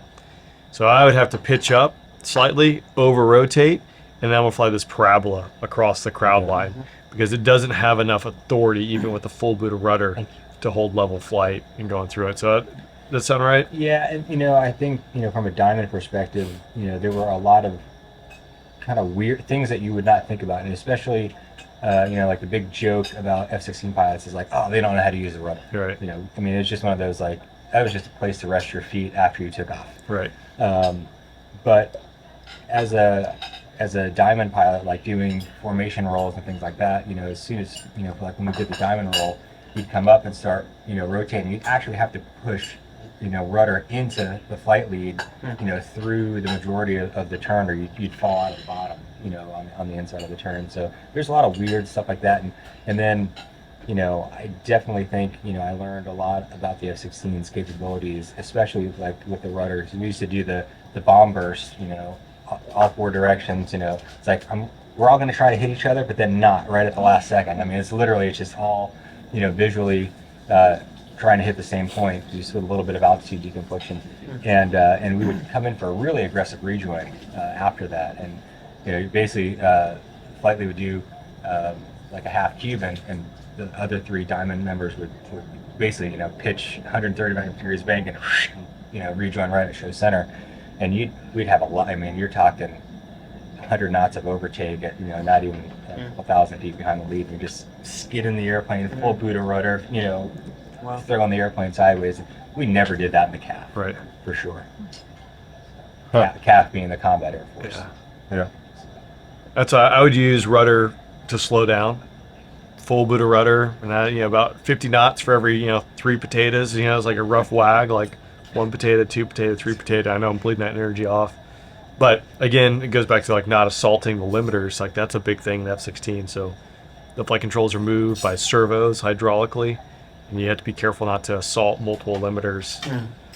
Do it, but when you're doing a full Buddha rudder at 600 knots, like you're assaulting at least a limiter. In that process. Yeah, which is full deflection of either pitch, yaw, or roll. Yeah. So if you can do 2, Not it'd 3. be okay, but if you did all 3, the airplane would do some weird stuff. But you don't get any feedback, like it doesn't give you pressure back when higher speeds or anything, right? Yeah. Nope. Yeah. Yeah, so it's gonna let you do it, and then So how do you do the knife edge and the extra? You almost You couldn't explain it better. I think that's the proper way to actually show it off, is like a parabola. yeah. You're not sliding or skidding, right? Like you're not pushed up against your seat. You're just falling. You're off a weight of the airplane, which to me is actually coordinated. Anytime you're throwing the rudder, and you're just making yourself uncoordinated half the time. Really, half the time it's like. So when you do yours like down a long crowd line, you're not doing tap rudder or a little bit, or? Well, if it's the case of like holding altitude, that's Okay. yeah, I know what you mean there. Yeah, it's just enough rudder to keep yourself from drifting left or right. I think that's That makes sense. The more bank you put in there, I think it's gonna fall more. But then if you get yourself just enough negative, you can push with top rudder, and that probably presents the best, but maybe it's the most difficult to fly. If that makes sense, because now it's a negative lift vector instead of a positive one. So, but I think like a true like rainbow is a coordinated way of doing it. What's your favorite maneuver to fly? Hammerheads. Oh yeah. What about you guys? Comes up must come down. I love it. Man, that's really tough. I was really lucky after the Thunderbirds to fly with the civilian jet team, the Black Diamond jet team, and everybody had numbers and that type of thing, and I was like a guy who luckily got to float around, so I flew left wing, right wing, slot, and then I was opposing solo to Dale Snodgrass snort, so that was pretty amazing. And so I think now my favorite maneuver to do, which at the time we were supporting the Make-A-Wish Foundation, so we had a maneuver called the Make-A-Wish roll. So we had the diamond going down show line, and snort would would have everybody have smoke on, and snort would do this roll around the formation, and it was an homage to the logo of the Make-A-Wish Foundation, and so we have now renamed that to be the snort roll, and I get to be the guy that does that roll. Cool. In order to honor him, so that's probably my new favorite maneuver for sure. How about you guys? Man, way to go. Yeah, just end on that one. What about like the extra? Hammerhead, but I love to tumble the thing just because you can. how do you do? Like, what's your procedure? So, I'm sure I'm not doing it the most textbook way, and to use your term, humble brag. I learned this from flying with Rob Holland, and he's like, "Hey, dude, I know you got your hands on an extra. If you want to, start doing." So, what he taught me to do is, about 140, bring the nose up to 45 degrees, go inverted, and then as the airspeed, is passing about 120, give it a full boot of left rudder, and then full stick forward, and just have flip your head over your butt over your head. Is how he explained it to me, and it works like a champ every time. Yeah. So, yeah. What, Do you do it differently, or? Now, what kind of G's do you get in that? It's actually, for me, it feels really stable, other than the that kind of initial negative, but it's really stable. It doesn't really feel like more than plus or minus 1.5 to 2 G's. It's not violent. It's more alarming because it just really feels disorienting going into it inverted. You get that side slip, and then pushing full full forward, it just seems totally unnatural in any airplane. But yeah, it's really actually pretty stable. You know, you get a couple revolutions and you're okay. What's enough your of that. recovery procedure on it? So again, kind of how I was taught is I come through the horizon, over the top is where I pick a point on a 45-degree downline, and then just try to unload and straighten the rudder out and come up that way. Yeah. The recovery is the hard part, right? Yes. It takes a footload, man. I know you're the expert here. I think tumbles are. There's no science behind it. I mean, there's science and there's physics behind it, but like you can enter it going straight up, you can enter it straight and level, you can enter it at 45. But I guess the thing is that you're rotating along the wing, not the fuselage, right? Right. But your trajectory, your path, well, you're rotating along the wing, and your path is what would you call that? In the direction of the wing. Right. So I'm trying to put it in terms of perpendicular to That way? Technical where you term. started is the direction. Yeah. Yeah. Well, it doesn't make sense. But I do the same way. Yeah. I mean, I'll gain a lot of energy and I'll pull up. I'll do like a half a roll, and then another half a roll upright, and then start a full roll, and then right here upside down is where I kick that rudder, and then throw in left aileron and forward stick, and it is a sweet spot. I'm actually feathering right rudder at the same time, so I don't wrap it up into like a snap roll, Right. if that makes sense. So there's a feel for it, but yeah, Rob does simply fantastic everywhere. Yes, it He's got a perfectly huge under rudder. control. Right. He's Yeah. got a huge rudder authority He though knows the too. airplane. Huge rudder authority. Oh, we'll have Michael It's fun though. Yeah. train me how to do it. It's kind of Yeah. like 0G though. It's- I Yeah, guess. it is. It's like You're a I little thrown to the I rode side, with Rob and Yeah. did that, and I have no idea what happened. Just Like, woke up I'm and we like, landed. I'm like, well, there's the same spot again, and there's the same spot, and there's the same spot. You know, as we're just like tumbling. I'm like, this doesn't make sense right now. Why are we doing this? It doesn't make sense when you're looking at it. It's even more Yeah, fun to why? watch. Yeah. Who came up with this? I'll have to take our camera guys up and do that because, we do the typical hammerheads and rolls, and they're cool with it. And then as soon as we do a spin, they're like, "Okay, that was a pucker factor. We can go back now." Right, buddy? Mindy, what's your favorite maneuver? I don't have one. I don't know aerobatics like you How about guys. watching it? I'm The new. impossible turn. Oh, Yeah. Love that one. Yeah, I'm going to have to figure that out this week and next week, and I will table that question. so as you've been thinking about getting here and going through the training, is there any? What are you thinking? Like, is there any maneuver like you'd think like, "Oh, I'd love to do that," or? I mean, you guys are talking about the tumble. I don't know if we're going to experience that next I think week. that's Michael when Michael Goulian comes down, kind of stuff. Yeah, let him Yeah. crack his I've- head. Never got to do that, so I'm very intrigued by that. So We'll see. No, we might. Yeah, What's your favorite? You didn't say what your favorite maneuver is. that's tough. Flying aerobatics in the F16 is fun. It's a little bit different. Like my part, like when we do air show wise, like I really like the formation piece with the warbirds, but I've had to narrow it down.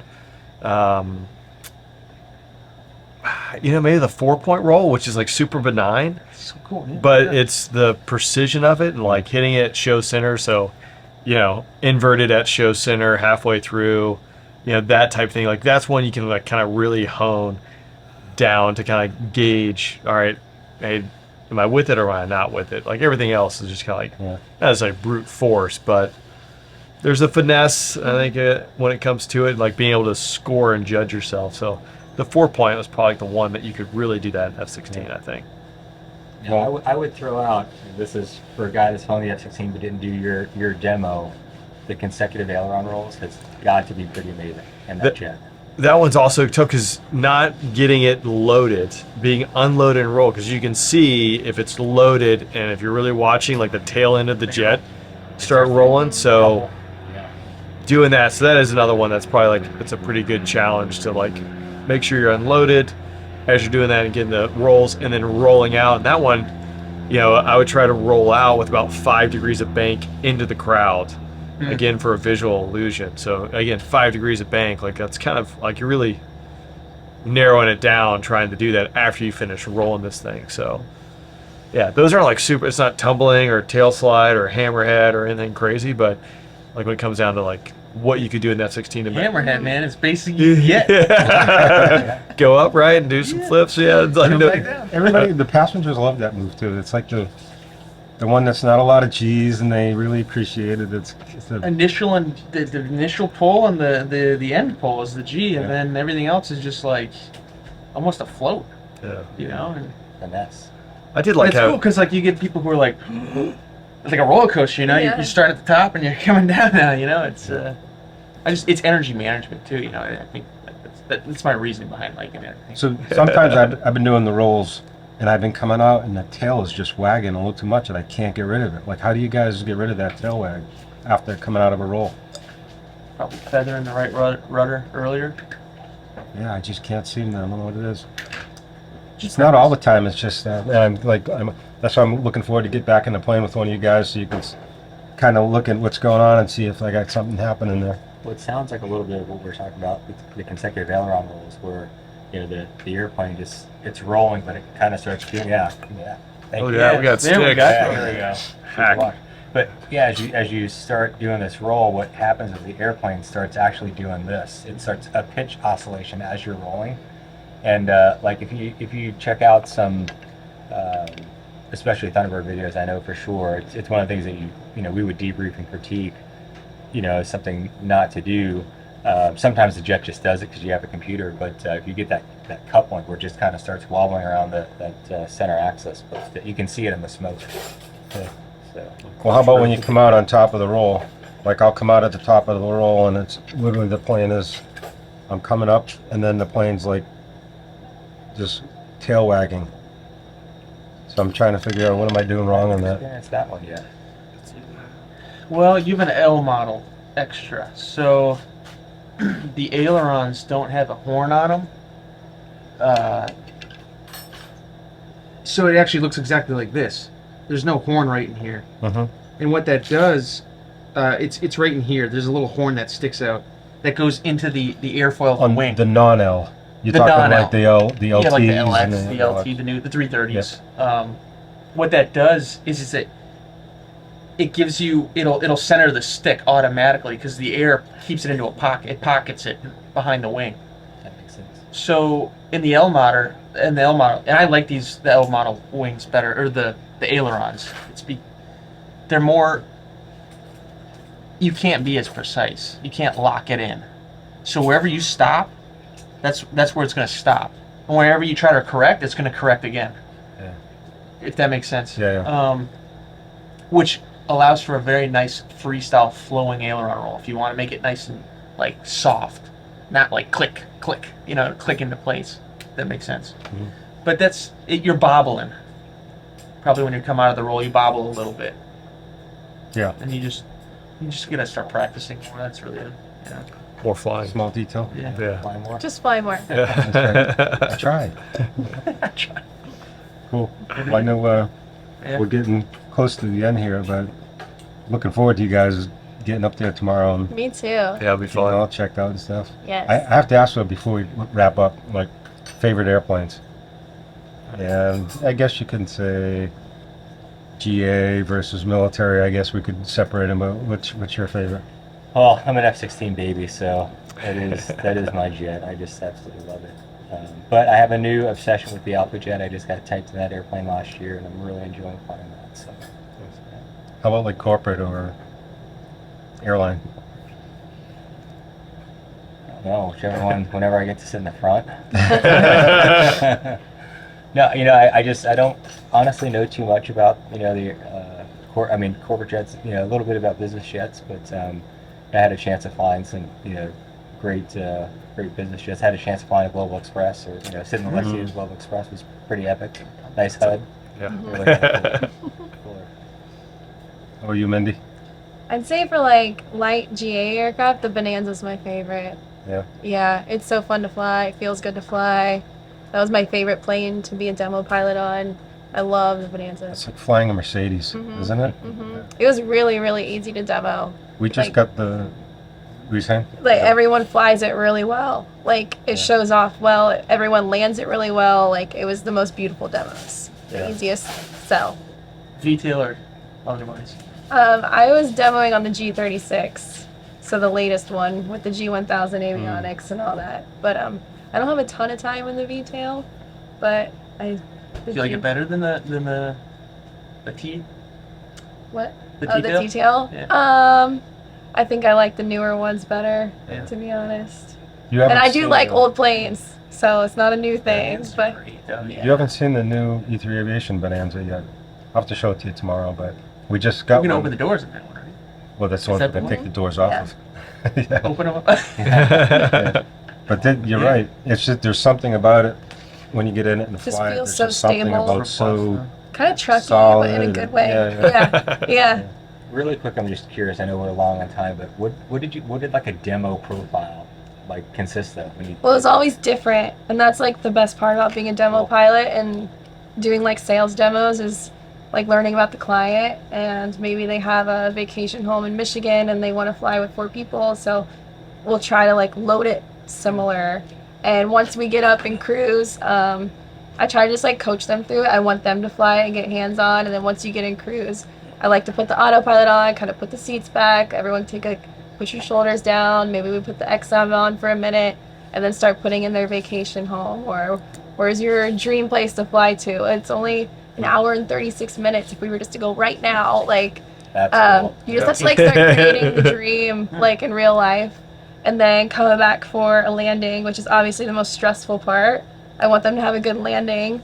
So if you come back on a bad landing, like they didn't do the greatest, then normally I try to coax them into going again, because I never want to land on like a man, Yeah. like, and then they think about it all day, and then they might not like the airplane because of it. So if I couldn't get a good landing out of them the first time, which usually we could, then I'd coax them into going again. But it's just dependent on the person and their experience level, and Sounds super fun though. Right? Yeah. I was like, yeah. it can be stressful. Like it's the most stressful type of flying, but it's really, really fun. Like once you get back, like it's really rewarding. That's awesome. Yeah.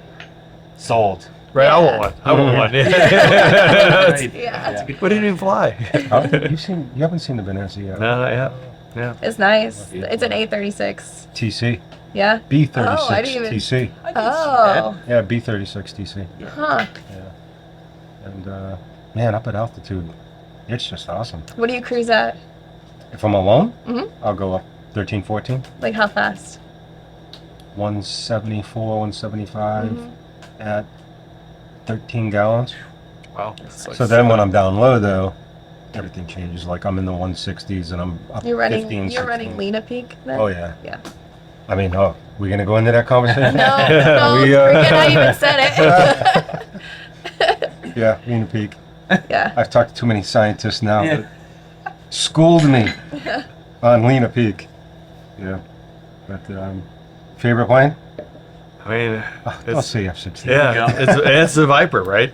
Viper or the Mustang. You know, if I had to pick the Yeah. two, right? Everyone fell in love with the P-51 when they were kids. You have to admit it, right? But no, like for me, the Viper is it. I did fall in love with the Mustang as a kid. That's near and dear to my heart, and always will be. But you know, that's Well, pretty you know, expensive. If you guys are talking military, I have to say there's always been something sexy and cool about a Tomcat F-14. Come on. Well, yeah. I mean, not sitting From in Top the Gun, cockpit. right? Yeah, but now, yeah. Here's the interesting piece: the Hornet. So I used to think the Hornet looked really good, Yeah, right? it never did it for me. So I used to think, oh man, Hornet looks really good, and then you start flying the Viper, and then you like get next to a Hornet, and you're like, man, this thing is really ugly. Like it's just like bumpy and lumpy and odd shaped. Viper's just clean and sleek, but the Tomcat, I'll give you that. Top Gun. From outside, well, not even for Top Gun. I just No, thought it always looked like a really cool plane. Swap What wing. about you, Chad? It depends on the mission. Best answer yet. Yeah, that's it. Yeah, there you go. Well, no, man. I have to be biased though too, because like I can't just say like I would love to fly a P-51 or an F-16, and that'd be like I think an F-16 is beautiful for a jet, probably the most beautiful jet out there, from what I've seen. But I I really like the pits, all models. I haven't flown the Model 12, but there's something about the pits that there's a connection with the air, and it kind of feels like a Harley Sportster of the air, you know. And I even, you know, I've got a lot of experience in extras. I don't feel that same connection. And there's just something a little bit more raw about that, and that's what I like for aerobatics. And GA, probably Bonanza too. I think that's a fantastic economy aircraft for what it can get done. Yeah. Along with the Piper Meridian. I flew Meridians for a few hundred hours. M5, M6, yeah. They are the best, I think, fuel economy, specific fuel range, I believe. That and the TBN. So, I mean, like, if you're just going to be flying an airplane at high speed over most weather, pressurized, that's the plane to do it with, like, a family. Yeah. For that, I'd say our Conquest 2 was probably one of my favorites. The one that we owned. The Conquest 2, it's just been I've heard incredible. good things about it. Yeah. And we've had, geez, King Air F90, King Air 200, King Air 300, citations. Blows away the citations, I gotta tell you. The citations we had were like 500s, 525. Yeah, they're kind of doggy. But even, you know, then we have the Cheyennes and stuff, but Conquest, I don't know. There's just something about that thing. Just gets up and goes, and 7.5 hours, still have fuel reserves at 300 knots, and giant cabin, and I'm just like, why do I have the citation? So, yeah, comfort is so key, and when you're using an airplane for business, like, it's just hands down. And we came back from Napa, California, to full-out executive, nonstop. Wow. Tailwheel, Wow. and little fuel. Wow. But I'd say my favorite is a Falcon 900. You know, that series, 900, 9X, 7X. When I first started Falcon, man, it's just so precise on the controls. Like, if I wanted to put that thing into aerobatics, I would have no problem doing it. Like, I'd love to see that. Yeah, I'd pay you to see that. But it's a huge cabin. It's a large cabin aircraft. That's mid-size, like range. Yeah. You know, I don't want to sit on my butt for more than 12 hours, 14 hours. 14 hours. I'm good with 6 at max, 6.5. Yeah.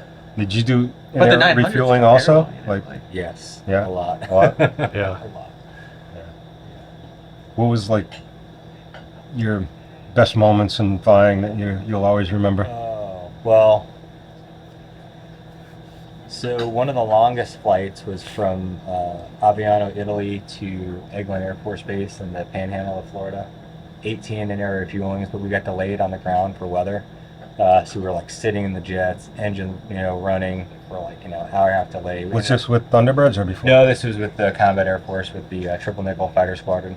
And so we had to get an OG waiver for, duty day before we even took off. So the flight time was ended up being like a 12.4. Wow. And so I was, with the delay on the ground or whatever, we were in the jets over 14 hours, and like literally for like safety once we landed, after 18 in-air refuelings, landed, and they're like, do not try to get out of the jet. They brought the fire department out, and they brought in stands, and like literally you've been sitting for so long, they, three guys picked you up and helped you onto the ground, and then your legs were kind of wobbly just from sitting for so long. But definitely remember that one. And, I also did another quite long one from Hawaii to Australia. It was like an 11.6 or something like that. Another 18, top offs on the tanker going across with Thunderbirds. The real question with the Aviano one to Eglin is, when did you run out of snacks? Because if you weren't disciplined, you ate your snacks on the ground. That's right. That ground delay, whew. Way early on, yeah. Yeah. So the joke, was that. I always ask. It's a. I mean, you probably got the question. I got the question 1,000 times. Like, how do you go to the bathroom? In the F16, especially on the Thunder, we're going cross country every week. So the joke was that it's a really small cockpit. Even for a small guy like me, you get in there, you have all your stuff and everything's like around your lunch and your thermos and all that stuff, and you basically like eat your way to freedom, and then you pee yourself back into captivity because you're filling up these pedal packs and you run out of room in the map case after one. And, I have like a 0.9 bladder, so I at least had 8 pedal packs with me on a cross country. So, but yeah, it's a tough one. Yeah, Food management. it's Staying key. hydrated. Also key. Yeah, underrated. What's your longest flight? Is it like that? My longest was just under 9 hours. Yeah. And that was a combat sortie, so I didn't do a pond crossing. But as I was joking with the snacks, I did have one sortie where we took off, went into Iraq. My flight lead had an issue, so we came back, but I stayed running while he went to a spare. In that time period, which was about like 2.5 hours from like starting, going to Iraq, breaking, coming back, I consumed all my snacks, which was like the worst thing in the world, So What do you guys take up for snacks? it depends on what's available. So like we were at a fairly austere base. I mean, I use that term loosely because it's still an Air Force base. But if you get power bars, things like that, I would always have like 4 bottles of water. I'd also, because I'm a prima donna, I have a big thermos of water, like insulated, so it's cold water.